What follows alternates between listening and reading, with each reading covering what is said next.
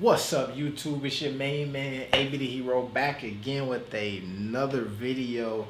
And today we have to talk about something that happened yesterday on ESPN's First Take, where they got my dog, Lavar Ball, jammed up. Made a comment to Molly Kieran, beautiful Molly Kieran. She is a beautiful woman. Molly Kieran Rose, married to Jalen Rose. And they said my dog, Lavar Ball, was trying to shoot his shot. And as we know, in the words of Lil Duval, Charlamagne and God, man, black men don't cheat. So obviously that's not the case. But we're gonna get into this, man. This will not be a super long live stream, but I want to hear what y'all think. Let that be known in the comment section. Also, I'm gonna give y'all my thoughts and opinions. But before we get started, man, what I want y'all to do is go ahead and smash the like button if you ain't here. I appreciate it. If you have not subscribed to the channel yet, subscribe and hit the bell. Turn them notifications on, all of that good stuff. Hit that like button though as you come in here, and we're gonna watch the clip. I got it pulled up here. We're gonna watch it a couple times just to see what's really going on and really give some really in-depth analysis and really try to take a look at what really happened in that situation, because I feel like sometimes when you want to be objective, you have to look at all of the subjection and the objection in these situations. I'm just playing with that. But all right, let's go here. Racist media hating on Lavar. Man, look, man, you ain't got to tell me. All right, so let's go here. All right, let me pull this up for y'all real fast, real fast. Switch it up, switch it up. Screen caps. All right, so here we go. Now in this video here, this is gonna be a little quick hitter here. 14 seconds. Let's take a listen.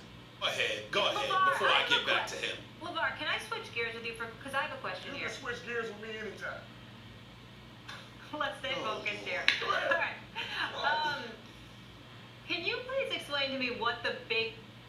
Go ahead. All right, now, so right there you can see she says, Lavar, Before I get back to him. I have a question. Can I switch gears? And he says, you can switch gears with me anytime. But now, the important thing is that as he's saying that, we don't see his face. We don't see if he hit her with the, you could switch gears. We don't see if he hit her with the, you can switch gears with me anytime, baby. If he was doing any of that, all we do is we see her. And she gives us this look of like, oh my God, like he said something to me that was, oh. And obviously she didn't even look hella disgusted by it. She looked like, oh, he just shot a shot. I'm a little caught off guard. Didn't expect that. But she didn't, it didn't seem like she took it the way that the media would later on portray that incident to be.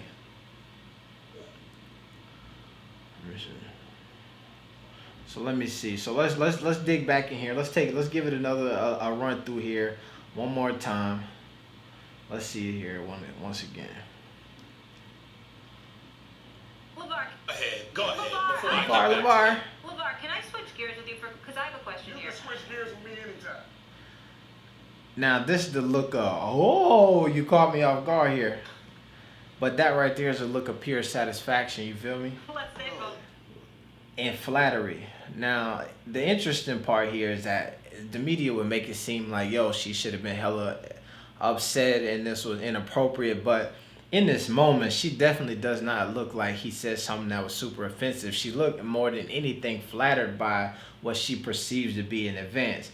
Now, if you look at his face right here, this is not the face of a man who has just shot his shot and is trying to woo you or make an advance. This looked like somebody who like, yo, I'm ready to get into this conversation. What's your next question? I will say that right then, after how everybody looked, I feel like he realized in this moment, I might have just messed up. That might have came off in a different way, and you see him try to play it off with the, we'll shift gears. All right, yeah, go ahead. Let's shift the gears. Let's shift gears. Hold on. Let's one more time. Question You here. can switch gears with me anytime. Oh, the big old eyebrow now. I'm thinking. Let's stay focused here. All right. Now, one of the things that I heard a lot of people say is that, what does that even mean, man? You can switch gears with me anytime. I guess if you really wanted to dive in and make that a sexual innuendo, you could, if your mind is completely in the gutter. But I'm not sure what what what she could have interpreted that to be. Now, I do understand how in that moment she could have took it a certain way, but I also feel like when you play it back, she should have then realized, you know what, in that moment, I thought he was saying something, but I realized that I just interpreted it that a different way. So I feel like once the show ended, instead of releasing a statement from ESPN talking about how she was so offended and they had approached him and told him he was out of line, I feel like we should have gotten a statement from her or an ESPN saying, you know what, in the moment we thought something else was going on that wasn't, but we realized that we were mistaken. That's not what happened. They caught up with Molly Qerim over at TMZ, and she was able to give some more insight on what was happening with her, and she did not walk it back at all. She definitely, I hate to say this, but it seemed like in this moment she like is enjoying that little bit of spotlight. Like, oh man, yeah, TMZ. Let's talk. Let's just play the video here. Y'all see what I'm talking about. Let me know what you think. I just wanted to first of all applaud you on how professional you were and how you handled everything yesterday, following the inappropriate comments. I wanted to know if has any of the Ball family members actually reached out to you? Has Lavar reached out to you at all to personally apologize? I haven't heard from anybody, but to be honest with you, I shut my phone off after work, so I was just in chill mode. Okay. Do you think Lavar's going to be invited back on the show anytime soon? Should ESPN just stop giving this guy airtime at this point, or? I have no idea. Those decisions are above my pay grade. Okay. Can I just ask how Jalen has handled the situation? Does he have a message for Lavar at all? Do you have a message for Lavar? I think Jalen would have just liked if he had apologized to me publicly. Okay. ESPN obviously had your back. They said he was completely appropriate and let him be aware of that. Do you think that they should do anything further at this point, or are you satisfied with the outcome? No, I'm satisfied. Yeah, 100%. ESPN was really supportive, and I appreciate it. All the executives had my back, so okay. Much appreciated. I appreciate it. Thank you so much. Yeah.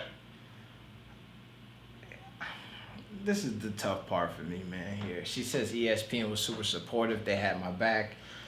And I feel like in these situations where there may be something bad happening, it is always a beautiful thing when your employer is going to come to your aid and they're going to really give you some support and show you a lot of love in these situations.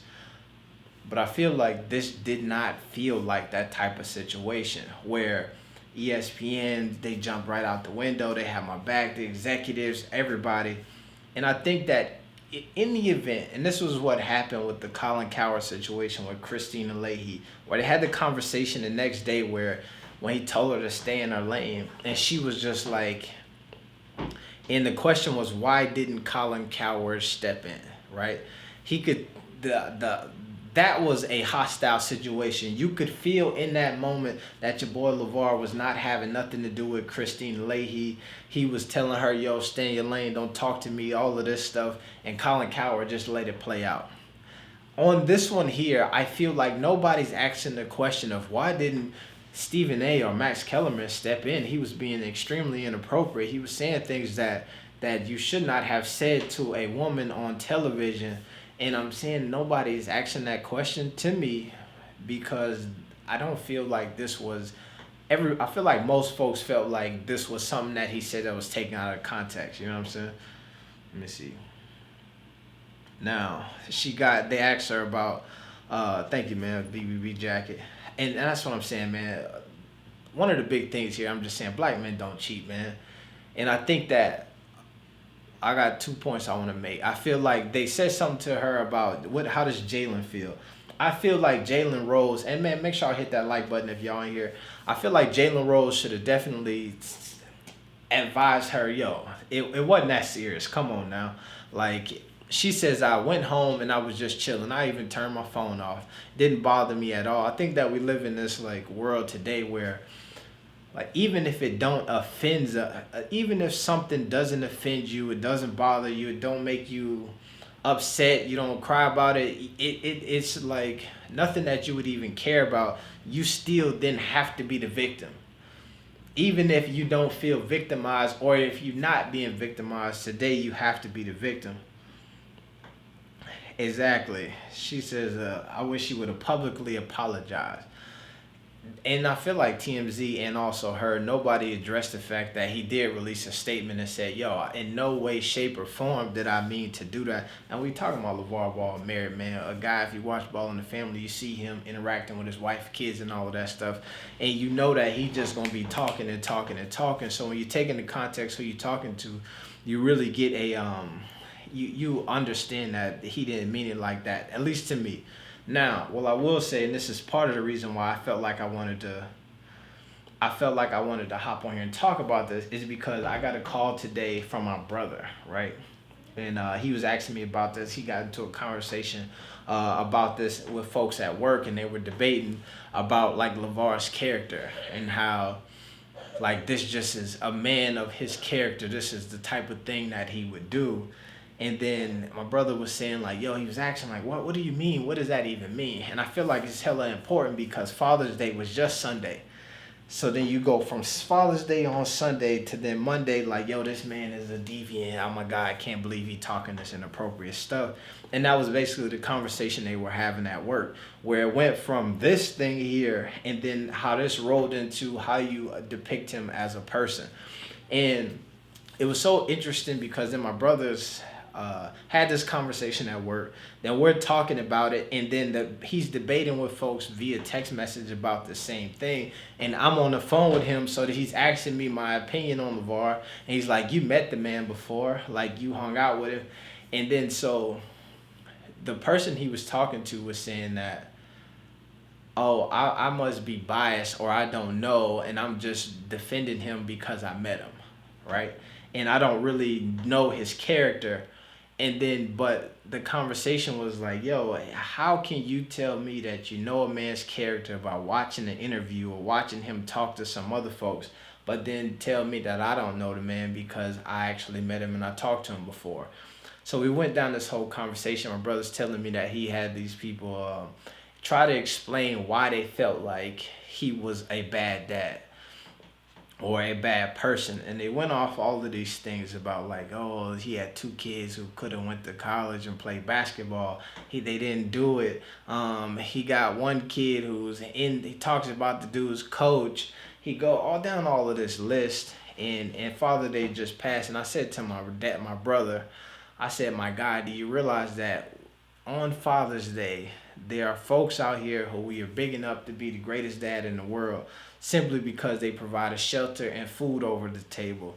When you look at some of the resources that these kids have, the Ball kids have, like, it's on another level. Like, it's certain things that I wish that one day I'll be able to provide for my son that I feel like they had. And I feel like a lot of folks, and I'm sure when I go through these comments, it'll be a lot of folks who feel like this was the media continuing to reach and attack LaVar because of multiple different reasons, because he a black father, and we know that the black man typically is being under attack in certain situations, just for a lot of different reasons.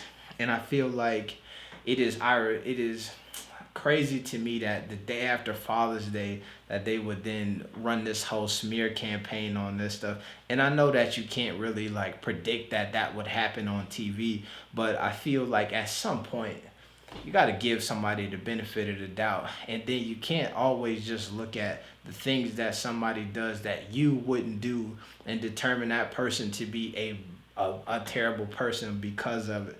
But let me go through these comments here, man. Let me see. Jeremiah Sleet say, racist media hating on LaVar. Yardo Marto, yo, AB, hi from Australia. Most games should be on Fox, Australia, and Sky Sports New Zealand. Sky Sports New Zealand should be the easiest.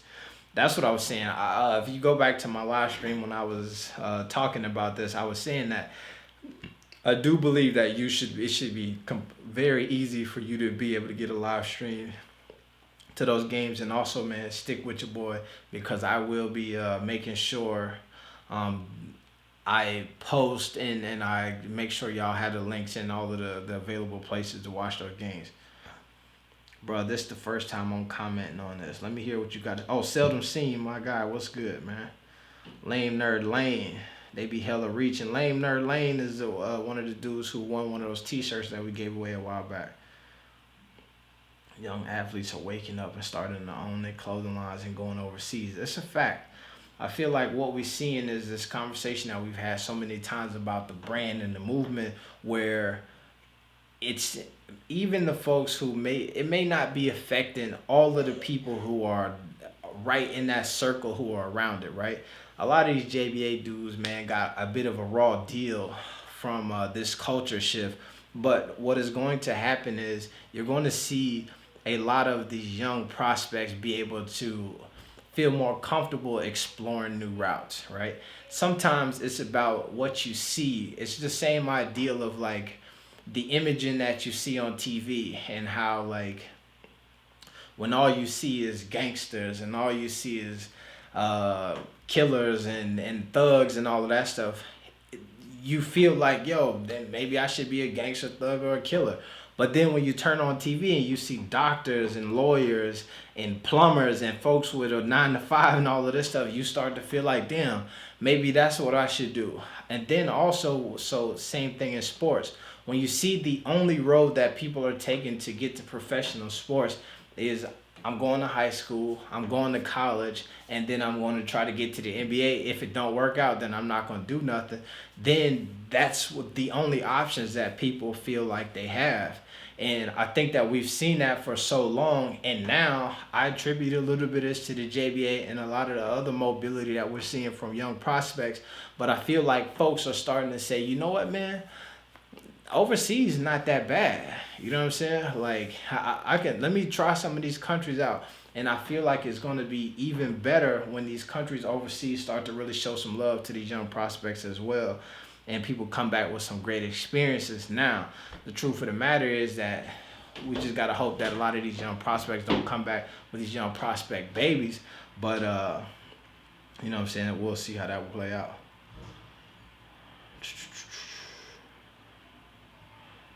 These same positive. Molly shot her shot. I think Molly shot her shot. Haha. They reaching, just hating on the big baller.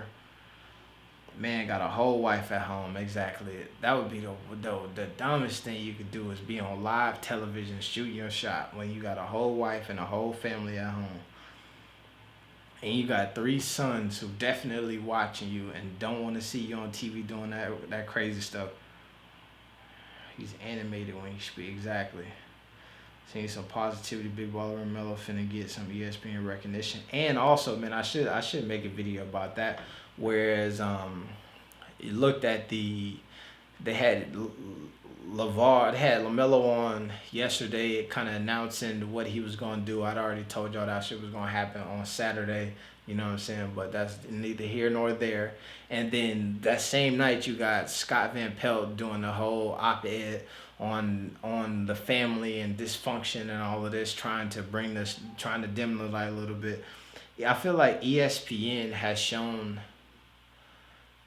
I can't even just say it's ESPN. The media, man, they I feel like they realize, and I've kind of been on this pedestal talking about this for a while, is that what we see with the story of the Big Baller brand and the Ball family could be one that is beautiful.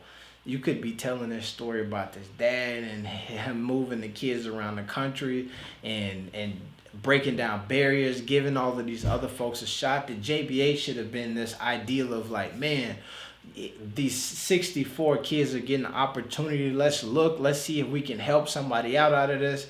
And none of that was framed like that from none of these folks. And I think that, to me, it started with the opposition. Opposition being like, all right, you're coming into the league, you're a number 2 prospect, you got these boys who are definitely going to be NBA players at some point. The first thing that you're supposed to do is get that sneaker deal. When you say you don't get the sneaker deal, now you're affecting the money on multiple different levels. Nike, Adidas, all of these top shoe brands, they run youth sports, you damn near you cannot be a top you cannot be a top prospect currently if you do not have some type of affiliation with an AAU team who is sponsored by a big shoe brand. If you're not playing in some circuit that's sponsored by a big shoe brand, if you're not going to an All-American game that's sponsored by a big shoe brand, like you can't do it. So when you go against the grain right there, obviously that is going to you're going against big money. When you look at the spending budget that Nike has every year on marketing, it's billions of dollars damn near. So that's just something else, man. Let's see. They've been baiting Lavar for a minute. That's a big fact. Ruthie U was good. ESPN and college basketball is mad that they can't eat off the ball, brothers.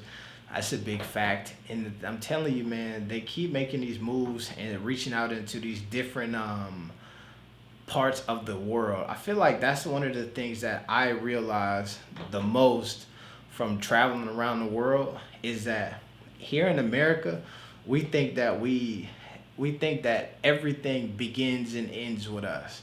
And we act like our money is the best money in the world. But I'm going to tell you that money spend all over the entire world. And I'm telling you that British pound got more weight than this American dollar. That euro got more weight than this American dollar.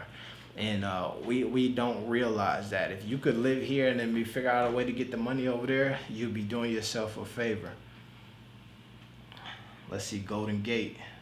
LB is alpha male. That is despised by fake female liberal that they are. Jealous manhood, family business. I feel like it is. We are in a time where it is very tough to be like what they would call an alpha male. They kind of like the slaves that fled from Canada because they were being mistreated. Bang bang. Athletes are fleeing to play overseas to escape slave labor from the NCAA. I feel like that's deep, man. The thing that's tough for me when folks start to make those like comparisons between slavery, and I understand that it's just like a metaphor, an analogy, or whatever you want to call it. But like that's a very tough one to make because of how this honestly not comparable, right? If you would have went to and also I will say that, all right, that's a good topic to get into. If you would have went to a slave way back then and you would have said, hey, check this out. You know what I'm saying? You can come play this football. We're going to give you a scholarship, get you some education. You know what I'm saying? And we're going to do this. They would have took that 1,005,000 times. You know what I'm saying? So that's not a great comparison. I do think that as time goes on, we do realize that like, what we have at this moment, all right, so let me say that. What we have at this moment becomes not enough, right? So at some point, what was happening in the college football system was the shiznit. That's what everybody wanted. But as we start to get more revenue streams and there's social media and there's TV money and there's all of these other things that they pouring money into the pockets of the folks who run these different organizations like the NCAA, now it's like, all right, now. Before, y'all were getting money from tickets and all of that stuff, and we were putting that back into scholarships. Now you're getting money not only from tickets that we're selling, but you get money from merchandise. You get money from the $1 billion TV deal. You get money from the school sponsor. You get money from here. And I still haven't figured out a way to let that trickle down to your pocket. So that's what I'm saying. Like we do live in in this era where we're starting to become aware of like our own personal worth, especially when you talk about athletes. NBA players right now are getting paid more than they have ever gotten paid in the history of the NBA, right? If you were in the NBA 20 years ago, people like, let's see, speaking of this, Harrison Barnes just declined $25 million. Harrison Barnes. Now, I watched Harrison Barnes play when he was in high school up in Ames, Iowa, because I went to school out in Iowa State. And I would have never guessed in a million years that Harrison Barnes is in a position where he's about to make more than $25 million a year playing basketball at this point in his career. But it's a fact. He probably is. He either, and I say he probably is because I assume if he opted out of that deal, he did it because he know more than most of us know, and he know he about to get to this bag. But so our athletes today, man, they understand their worth a little bit more. Not even a bit more, but I feel like they understand that the opportunities for them to grow and get more bags is much bigger than it was before. So it's not necessarily like this exploitation has been happening, this slave mentality, and it's been like this for a long periods of time. It's that now we live in a world where there is more opportunity for you to get the money. And at this point, something should trickle down. We already seen where they had the college football games, and you could damn near use your own likeness, all your information in it, and we didn't let that trickle down. But at that point, that was kind of like the big deal, right? Not only are you getting the money from the revenue, the TV, the stadiums, the merchandise, and all that, you also got a video game with my face in it. So it's a big deal. It's ish in high school. Harrison Barnes was dope as hell in high school, man. I tell you, I went to school in Iowa, and he was come on campus, you know what I'm saying? Everybody would go to the games. I never went to go watch the games, but his games was on TV on ESPN at the time, and it looked like he was going to be somebody special. One of the stories that I heard about him is whenever he went to North Carolina on his visit, Michael Jordan was there to pick him up from the airport. So that shows you the kind of like ceiling they thought that he had. But he definitely has not lived up to that as far as if you think about all of the folks he was on the team with over there at Golden State. Jeff Goodman is salty. He big mad. What's going on with Jeff Goodman? I'm not hip on that one. Go ahead and let me know what happened with Jeff Goodman in the comments. Maybe you need to start your own network, man. ESPN is toxic, man. On the real, now that we got this live stream bumping like we do, man, I'm down there probably going to hit y'all with the live stream on a daily basis. So we're going to get the sports going, the highlights and all of that stuff running through here. We get the graphics and the whole 99. So stick with your boy. Make sure you hit the like button. Hit that subscribe button because we're going to keep the content coming for you daily. They were saying Melo will always play without structure, so they can't determine his talent and how he's going to be coached. I seen that, man. I seen this thing where the boy Van Pelt, yeah, he talked about, first of all, we are working with a media that has already admitted to be uninformed. So they already have said that we didn't watch no games in the JBA. They already said, he talked about the game with LaMelo and said he was cherry picking. And I seen somewhere where somebody went through there and basically broke down every bucket that he was getting from cherry picking and actually getting hella and was going to work on folks. And it was like 20 buckets of cherry picking and like 60 buckets of just like going to work, pulling up on somebody with some folks defending him in that time. ESPN won't acknowledge that. They won't acknowledge the folks he played against here nationally in the JBA and realize that the talent level was much better than a lot of folks tried to give him credit for, especially the fact that he was 16 years old.